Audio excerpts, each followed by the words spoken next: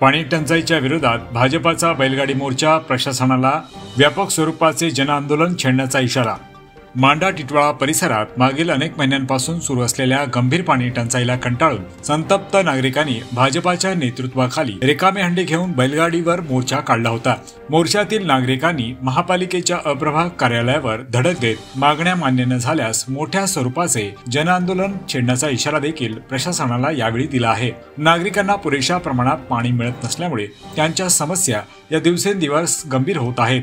महापालिकेच्या पाणीपुरवठा विभागाचे उपअभियंता सराफ यांच्याकडे याबाबत वारंवार पाठपुरावा करूनही कोणतीच ठोस उपाययोजना न झाल्याने संतप्त नागरिकांनी आंदोलनाचा मार्ग स्वीकारला। या मोर्चाचे नेतृत्व भाजपाचे मोहना मंडळ अध्यक्ष शक्तिमान भोईर आणि माजी उपमहापौर उपेक्षा भोईर यांनी केले होते।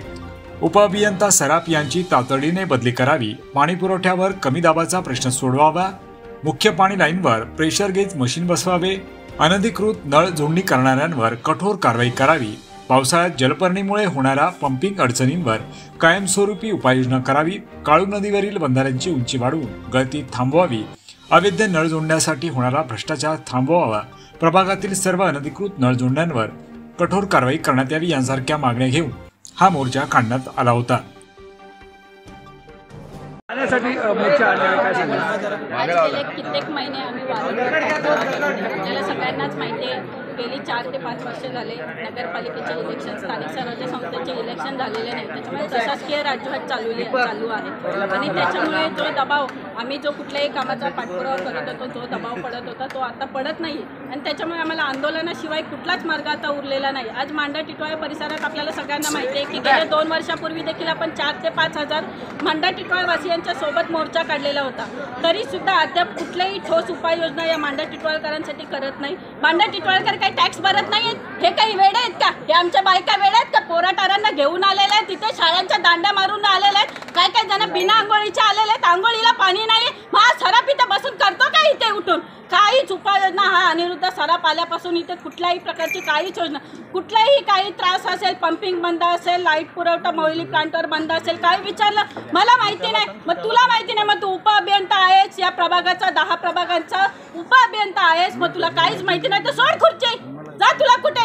केडएमसीचं अजून एक सांगते की कुठलाही सेवानिवृत्ती व्हायला कुठले अधिकारी असले, कामाचे कुठले अधिकारी असले की टाकले आमच्या अप्रभागाला, अप्रभागाचे काय मांडा टिटवाळकर किंवा असू दे अप्रभागाचे सगळेच ओढ असतील, आम्ही काय टॅक्स भरत नाही का? आम्हाला सोयी सुविधा करण्याचं तुमचं नियोजन करायचं नाही का? आज आमच्या मांडा टिटवाळ्याच्या मांड्याच्या वेस्ट भागात याला बैलगाडी का आणण्याची वेळ आली? आज आम्ही हंडा घेऊन रस्त्यावर चालू शकत नाही, आमचे नातेवाईक येतात आमच्या घरी यायला घाबरतात। माझ्या इथे काल परत 2 महिन्यापूर्वी पूजा होती, एक बाई आमचे नातेवाईक आली, स्कूटीवरून आली, पाय कोलमडून पडली। हो तुम्ही बघा रस्ता आमचा, रस्त्यावर चालू शकत नाही तर हंडा घेऊन काय चालणार? म्हणून आज बैलगाडी घेऊन, आज पाण्यासाठी आज आम्ही बैलगाडी घेऊन यायची वेळ आली। हो या अनिरुद्ध सराफला सांगा, एक डोक्यावर रिकामा हंडा घेऊन आमच्या रस्त्यावरून चालून दाखवावंच, कळेल याला तर कसं बायका कशा आमच्या सहन करतात।